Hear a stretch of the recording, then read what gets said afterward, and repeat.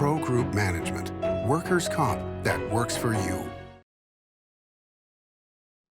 This is a special edition of Nevada Newsmakers with host Sam Shad, a no-holds-barred political forum. Now, from the Nevada Newsmakers broadcast headquarters, here is Sam Shad. And this morning, along with Ray Hagar here from the Reno Gazette-Journal, we're interviewing Majority Leader Barbara Buckley. Good morning, Majority Leader. How are you this morning? Good morning. I'm well, thank you. Okay, so the property tax bill came out of your house and went over to the Senate. The Senate changed it, and they have now got the 3% cap for the property tax owners for private property, and for all other property owners, an 8% cap. So we do not have the same bill out of the Senate. Where do you think this is going to go? Well, you know, we obviously were concerned that the Senate did not just pass the bill, because we had worked for several days, and it was a collaborative effort, and then at the last minute they decided to change their mind. So we're concerned about how it will inevitably delay the process. We had hoped to be done today, and that's now in jeopardy. In terms of where we go, we're thrilled that they kept our 3% cap on folks' primary residence. We think that's one of the lowest caps there is, and we think it's going to provide significant relief to everybody who's a homeowner. In terms of the cap for everybody else, we're concerned that it might give a windfall to speculators who have, driven this crisis in the first place. So we're probably going to go back with them and see if we can get more relief for small businesses and not benefit the speculators. Well, Barbara, you came to the Senate with a pretty good plan. Do you think maybe it's a battle of egos here, that the people in the Senate just couldn't stand to see the unwashed from the Assembly come up with a great plan? Well, that's what's funny, Ray, is the senators helped us draft it. It really wasn't an Assembly plan. It was taking pieces from the Senators' plan, the Assembly's plan, both committees, and we really actually worked on it together. Senators, Assembly folks, Republicans, Democrats. So we were surprised to see it fall apart. And as to the comment about egos in the legislature, there's egos in the legislature? I hadn't noticed that. You got to sit in the press row sometime, Barbara. So let's take a quick break. We'll be right back with Majority Leader Barbara Buckley right after this. Nevada Newsmakers, brought to you in part by the Tahoe Reno Industrial Center, the world's largest industrial park, the resort at Red Hawk, and the Peppermill family of casinos. This is one of Sierra Power's main generating plants. It's right next door to the Tahoe Reno Industrial Center.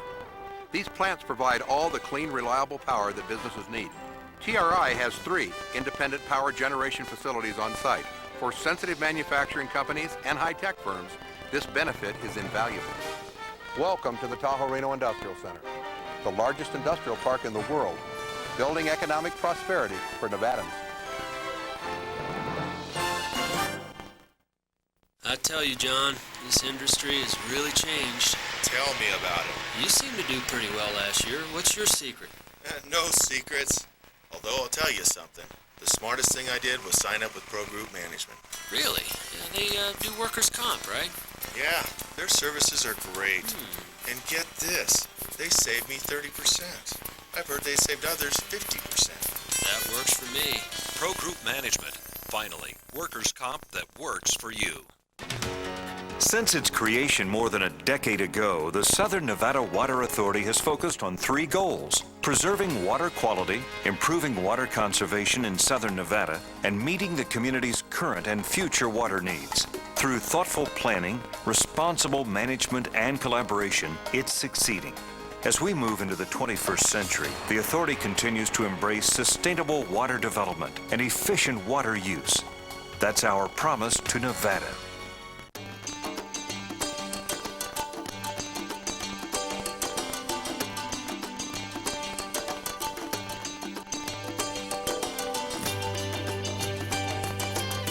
Thanks to an ongoing commitment by America's mining companies, more than 2 million acres already have been reclaimed. To learn more about reclamation or other aspects of mining, visit nma.org, the National Mining Association. And now, back to Nevada Newsmakers. And back with the Majority Leader of the Assembly, Barbara Buckley. Barbara, you know, Senator Titus is going to hold a press conference this morning. She's still talking about wanting to have that freeze imposed. What do you think about that, and how much is the gubernatorial race of '06 playing into this whole property tax discussion?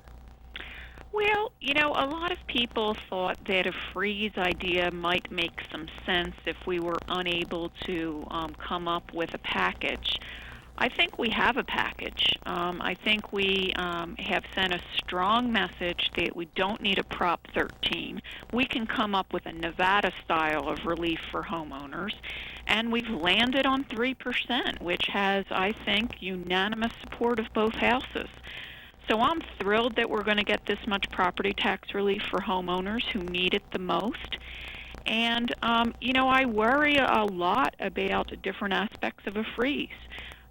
You know, costs go up for 911 services, police, teachers. You have to give them a raise. If we have 3% in the law, you know, I don't know that we need a freeze. So, you know, I mean, Dina certainly has made no secret of the fact that she's running for governor. She's made no secret of the fact that she loves the freeze bill, and you know, she's a great fighter. So we'll see what happens today. Well, Barbara, don't you think that the senators from Clark County are under a lot of pressure to vote for the freeze as the lowest common denominator, or face the chances of not being reelected? You know, I certainly think that a lot of folks worry about that. You know, the thing that I come back to is we're talking about 3% for homeowners. I don't know a homeowner that I represent who won't be thrilled with that number. And, you know, it may sound great to, you know, freeze a bit, you know, freeze costs, but, you know, everybody has inflationary costs. At the schools, utility prices go up, the cost of supplies goes up. I think we have to strike a good balance between not handcuffing our schools, our police, and fire, and at the same time providing significant relief, and I feel like we've done that. You know, the Las Vegas Chamber of Commerce is certainly not happy with this bill. Do you think that there's going to be a constitutional challenge on the equality provision? You know, you know, anyone has the right to challenge any law that we pass. My sense is that it will not be successful. The voters are the ones that voted in our ability to grant more relief when there's a severe economic hardship for owner-occupied homes. That's what they're doing. They may not be happy about it, but I think the amazing thing is that under our plan, business owners see their bills slashed by more than 2/3. And I think when the business owners find out about that, they're going to be just as happy as the homeowners. Barbara, let's go back to politics for a minute. Why don't you support Dina Titus's bid to be governor? It's kind of like a sister in solidarity of the Democratic Party. Don't you want to see Nevada have their first woman governor? Of course I do.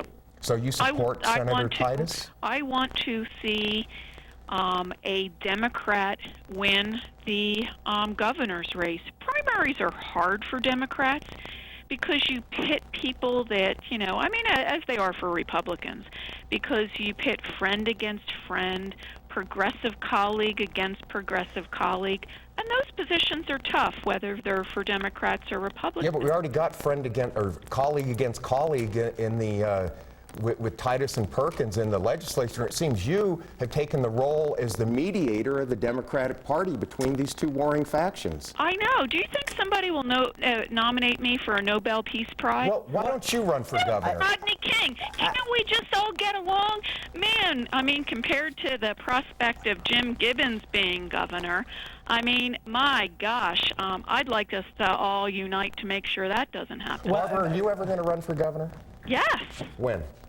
When the time is right. And you know, I got to tell you, this primaries may not be good for friendships, but they're great for a TV show about politics. Thanks so much for being here. We appreciate it. Thank you, Barbara. We'll be right back on Nevada Newsmakers after this. For a videotape copy of any Nevada Newsmakers program, call 775-857-2244. The tapes are $20 each, including shipping.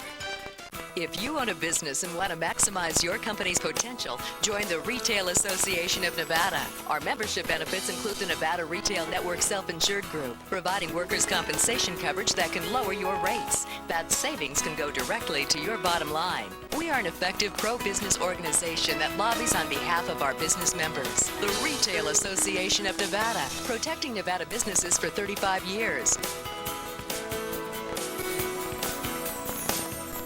Reno's best dining values are all at one casino, the Pepper Mill. You can enjoy great savings on our popular specials. Pepper Mill's coffee shop offers daily lunch specials, low-carb dining, and all your favorite comfort foods. You'll find sensational lunch specials featuring Reno's freshest seafood, sushi, pasta, and more at Oceano.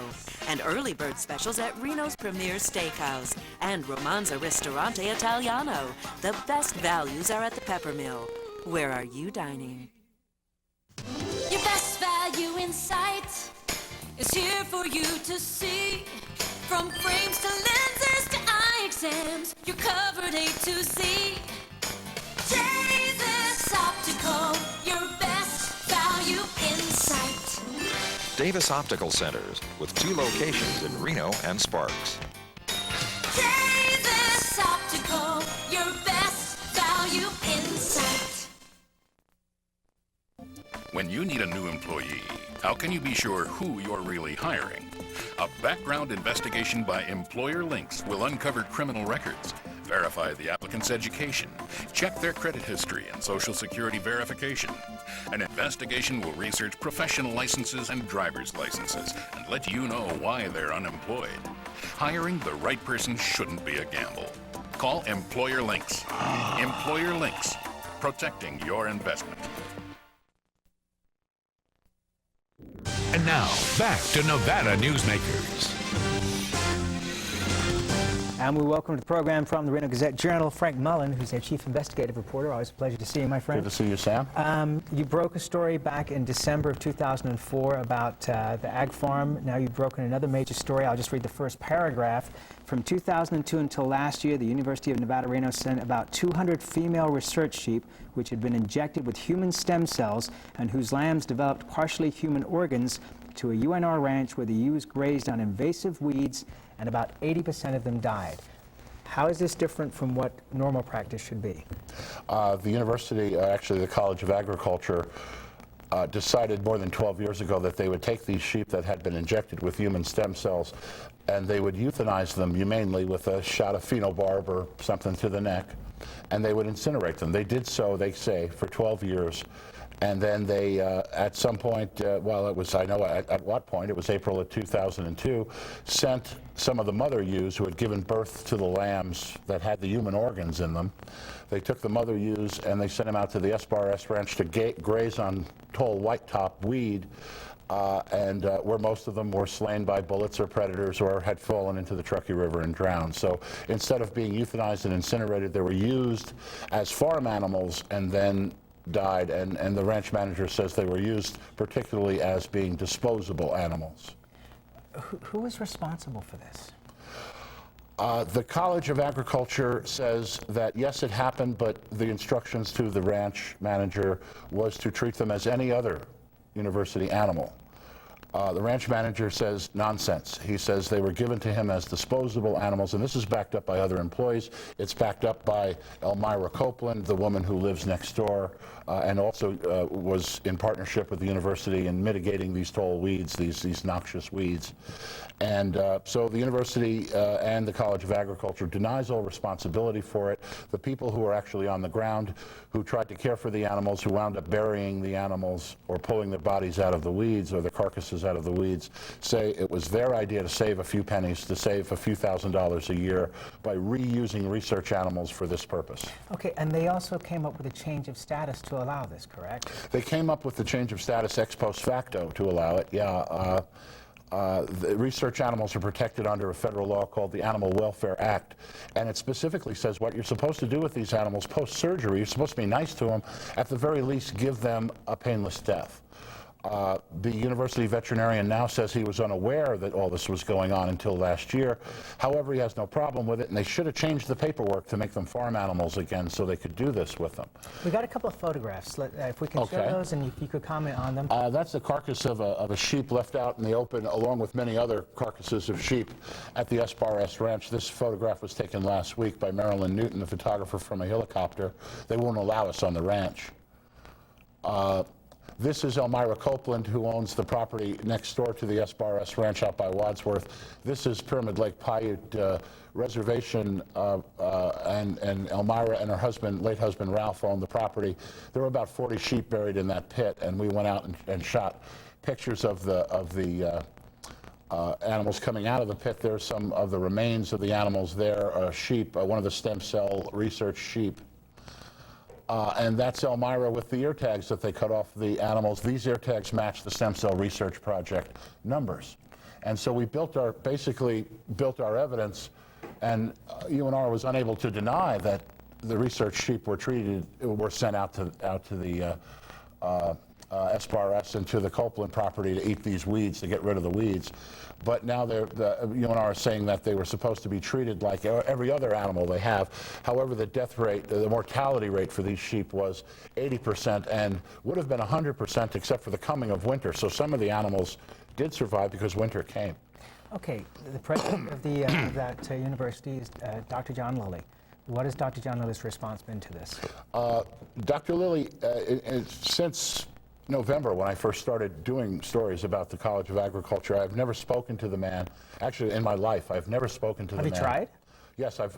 How many times have you called? I've probably called dozens of times over the course of months, not just for this story, but for other stories. I've never spoken to him. I've never met him. I've seen him on television, and once he walked through the newsroom, and I saw him from the back. But he has never, as to my knowledge, returned a phone call from me. But his response to this in particular, I just got this email last night.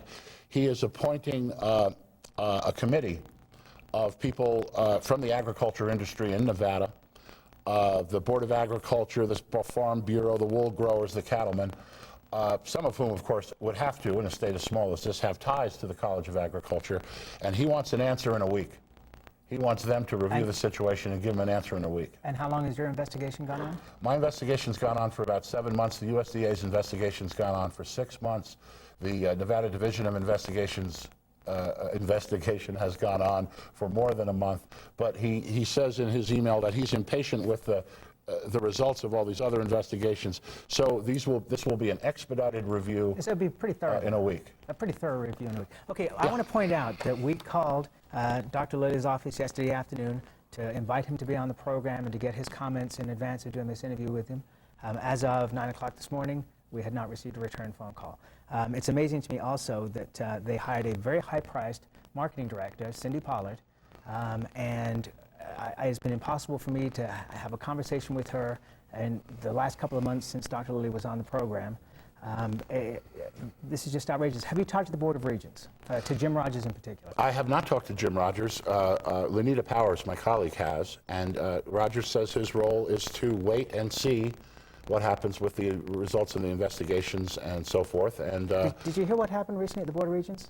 They gave the Chancellor the power to fire university presidents. They did give the Chancellor the power to fire a university president, and at the same time, the Regents are looking at giving Dr. Lilly another contract as well.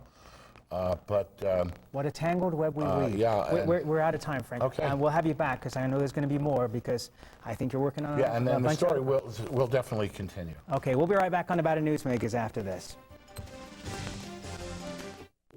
This is Nevada Newsmakers. Something spectacular has taken wing not far from Reno or Lake Tahoe and never far from your mind. An escape of fine dining and legendary golf. Introducing the resort at Red Hawk. And at the center of it all, we've feathered our nest with new villas that have elevated Red Hawk to the status of a premier resort. The resort at Red Hawk, a beautiful new arrival in northern Nevada. So, who do you use for workers' comp? Pro Group Management. Ah, I've heard some good things about them. You bet. Employee background checks, safety training, claim seminars. Oh, and here's the great part. If you have an issue, they work for you, not against you. Sounds perfect. And expensive. Well, that's the best part. They saved me 30%. I've heard they saved others 50%. Works for me. Pro Group Management. Finally, workers' comp that works for you. If it's fun, it's here at the Pepper Mill, the $100,000 video-themed slot celebration, with more winners each week, 100 random winners every Monday and Wednesday, and more cash prizes, $6,000 random drawings every Friday, plus chances to win up to $1,000 in free slot play on Mr. Money's Challenge. You'll have more fun with the Pepper Mill's video-themed slot celebration, now worth over $100,000. The slots that rock are at the Pepper Mill. Where are you winning?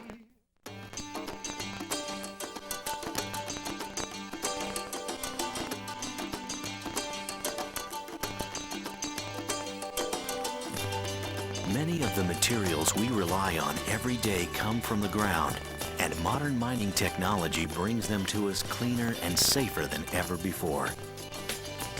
To learn more about America's natural resources, visit nma.org, the National Mining Association. And now, back to Nevada Newsmakers. And we're joined by Bill Brainard, who's a community activist, Larry Matheis, Executive Director of the Nevada State Medical Association, and Michael Hackett of Alrus Consulting. Gentlemen, what I wanted to ask you, we have this big property tax controversy at the legislature, but you know, where is Governor Kenny Gwinn? I have seen more Osama bin Laden sightings at the legislature rather than I've seen our governor. Don't you think he ought to step in and maybe help craft this legislation? Well, he's already indicated that he'll sign anything they send him. And that's the exact word, anything. I mean, he said three would be good. He said the Assembly bill is good. He said the Senate bill is good. And I think he sent over a note saying, have a nice day. Yeah, what else can you expect? No, I think this is such a minefield.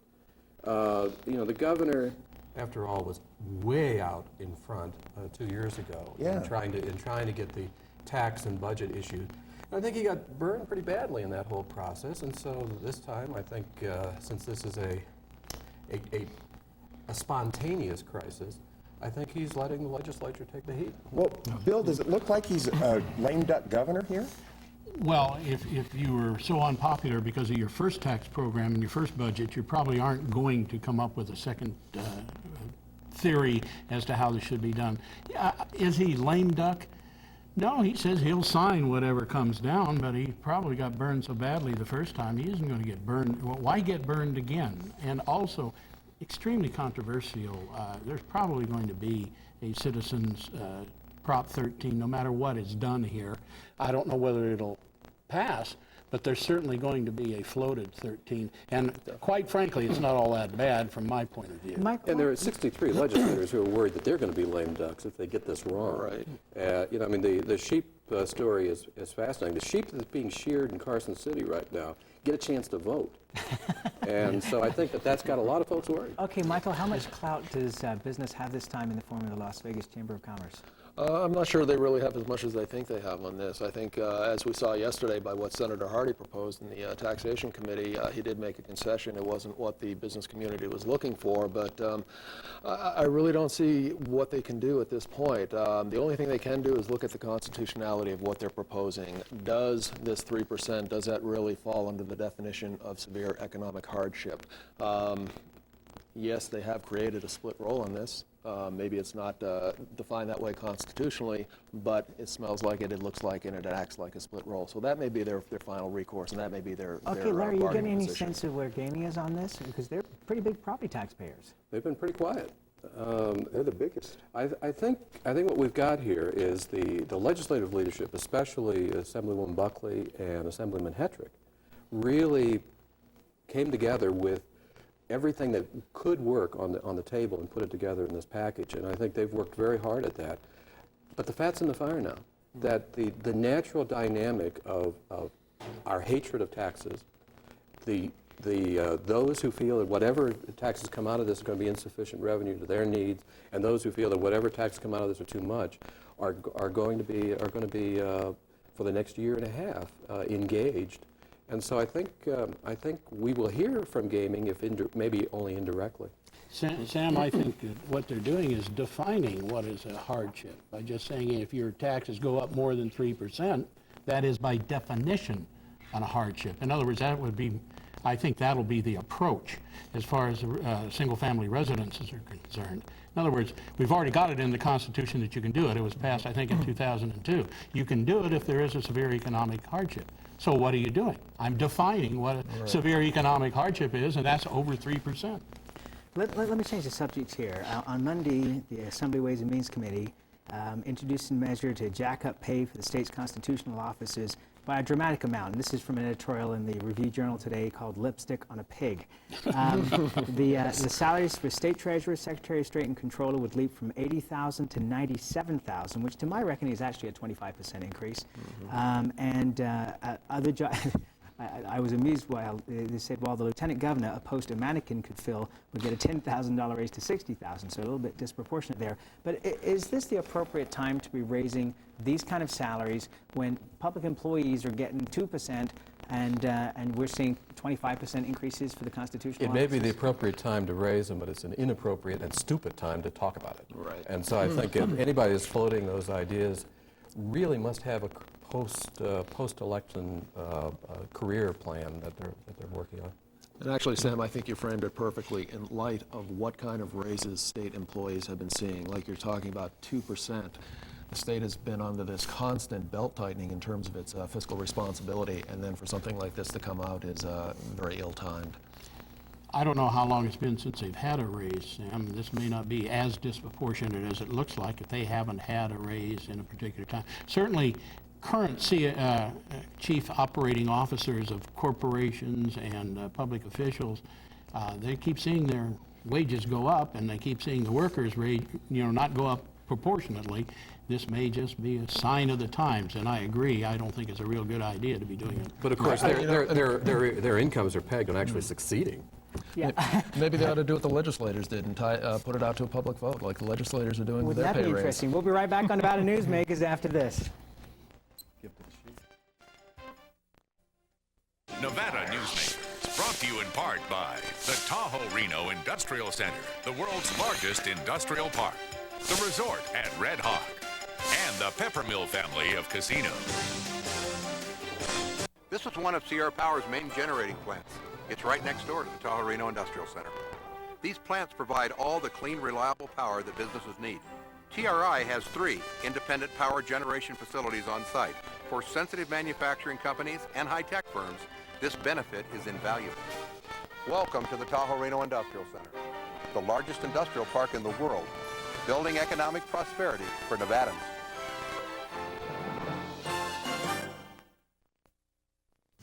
Your best value in sight is here for you to see. From frames to lenses to eye exams, you're covered A to Z. Davis Optical, your best value in sight. Davis Optical Centers, with 2 locations in Reno and Sparks. Davis Optical, your best value in sight.